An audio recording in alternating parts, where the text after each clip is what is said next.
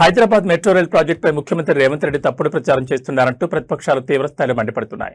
Metro phase 1 L&T విలీనానికి సంబంధించి రాష్ట్ర ప్రభుత్వం ఐఆర్ఎఫ్సీ దగ్గర నుండి దాదాపు 13,000 కోట్ల రూపాయల భారీ రుణం తీసుకునేందుకు కుదిరిన ఒప్పందాన్ని సీఎం రేవంత్ రెడ్డి ముందస్తు ఆలోచన లేకుండా తిరస్కరించడం వల్లే ప్రస్తుత సమస్య తలెత్తిందని రాజకీయ వర్గాలు ఆరోపిస్తున్నాయి. హైదరాబాద్ మెట్రో ఫేజ్ 1 ఆర్థిక భారాన్ని తగ్గించేందుకు ఎల్ఎన్టీ వాటాల విలీన ప్రక్రియను సులభతరం చేసేందుకు ఇండియన్ రైల్వే ఫైనాన్స్ కార్పొరేషన్ ద్వారా దాదాపు 13,000 కోట్ల రుణాన్ని పొందేందుకు గతంలో మార్గం సుగమమైంది. అయితే మెట్రో ప్రాజెక్టు భవిష్యత్తులో నష్టాల ఊబిలో కూరుకుపోకుండా ఉండేందుకు ఈ భారీ రుణాన్ని సురక్షితంగా తిరిగి చెల్లించేలా కేంద్ర ప్రభుత్వం కొన్ని అత్యంత కీలకమైన వ్యూహాత్మక సూచనలను రాష్ట్ర ప్రభుత్వానికి చేసింది.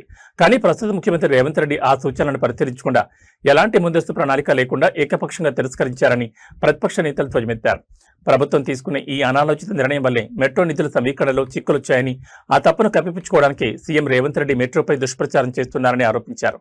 కేంద్రం ఇచ్చిన గైడ్లైన్స్ ను పాటించి ఉంటే మెట్రో ప్రాజెక్టుకు ఈ గతి పట్టేది కాదని, ఇప్పటికైనా పట్టుదలకు పోకుండా ఐఆర్ఎఫ్సీ రుణాన్ని సమీకరించుకుని హైదరాబాద్ ప్రగతిని ముందుకు తీసుకెళ్లాలని నిపుణులు సూచిస్తున్నారు.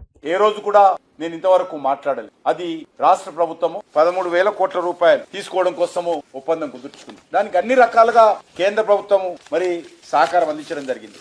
ఈ రోజు నేను కట్టర్ గారితో ఉదయం రావగానే మాట్లాడాను ఫోన్ లో. ఈ రోజు ముఖ్యమంత్రి గారు ఈ రకంగా తప్పుడు ఆరోపణలు చేస్తున్నారు. సమస్య ఎక్కడ ఉంది అంటే మెట్రో 1 ఎల్ఎన్ నుంచి తీసుకోవడం కోసము 13,527 కోట్లు ఇండియన్ రైల్వే ఫైనాన్స్ కార్పొరేషన్, దీని ద్వారా వాళ్ళు లోన్ తీసుకుంటున్నారు. దానికి సంబంధించినటువంటి ఒక ఒప్పందము రాష్ట్ర ప్రభుత్వం ఐఆర్ఎఫ్సీ మధ్యలో జరిగింది. ఏంటంటే మరి ఇప్పుడు ఉన్నటువంటి ఫస్ట్ ఫేజ్ ద్వారా కావచ్చు, లేకపోతే పూర్తి అయిపోయిన తర్వాత సెకండ్ ఫేజ్ ద్వారా కావచ్చు, టికెట్ల ద్వారా, అడ్వర్టైజ్మెంట్ ఏజెన్సీల ద్వారా వచ్చేటువంటి ఆదాయం ముందుగా ఈ 13,527 కోట్లు అప్పు తీర్చడం కోసము చెల్లించాలని చెప్పి ఒప్పందం కుదుర్చుకున్నారు. మరి దాని మీద ఒక రకంగా కొంత కేంద్ర ప్రభుత్వం కొన్ని సూచనలు చెప్పింది. దానికి రాష్ట్ర ముఖ్యమంత్రి అంగీకరించడం లేదని చెప్పి ఏంటి అంటే ఏదైనా దేశవ్యాప్తంగా ఏవైతే మెట్రోలు నడుస్తా ఉన్నాయో తీసుకున్నటువంటి అప్పులు గాని రుణాలు గాని ఏవైతే ఉంటాయో వాటికి ముందుగా చెల్లించరు.